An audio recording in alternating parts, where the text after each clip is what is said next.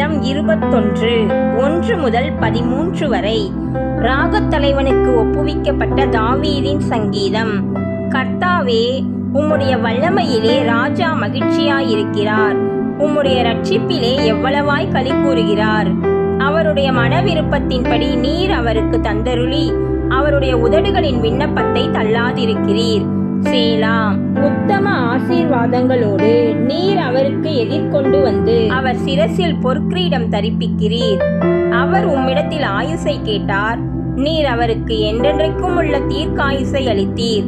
உமது ரட்சிப்பினால் அவர் மகிமை பெரிதாயிருக்கிறது. மேன்மையையும் மகத்துவத்தையும் அவருக்கு அருளினீர்.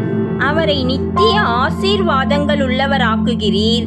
அவரை உம்முடைய சமூகத்தின் மகிழ்ச்சியினால் பூரிப்பாக்குகிறீர். ராஜா கர்த்தர் மேல் நம்பிக்கையாயிருக்கிறார். உன்னதமானவருடைய தயவினால் அசைக்கப்படாதிருப்பார். உமது கை உமது சத்துருக்கள் எல்லாரையும் எட்டி பிடிக்கும். உமது வலது கரம் உம்மை பகைக்கிறவர்களை கண்டுபிடிக்கும்.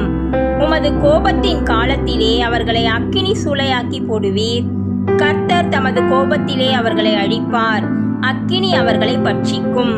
அவர்கள் கனியை பூமியில் இராதபடி நீர் அழித்து அவர்கள் சந்ததியை மனுபுத்திரரில் இராதபடி ஒழிய பண்ணுவீர். அவர்கள் உமக்கு விரோதமாய் பொல்லாங்கு நினைத்தார்கள்.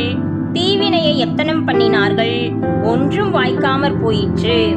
அவர்களை இலக்காக வைத்து உம்முடைய அம்புகளை நாணேற்றி அவர்கள் முகத்திற்கு நேரே விடுகிறீர். கர்த்தாவே, உம்முடைய பலத்திலே நீர் எழுந்தருளும். அப்பொழுது உம்முடைய வல்லமையை பாடி கீர்த்தனம் பண்ணுவோம். கர்த்தர் தாமே நம்மை ஆசீர்வதிப்பாராக. ஆமேன்.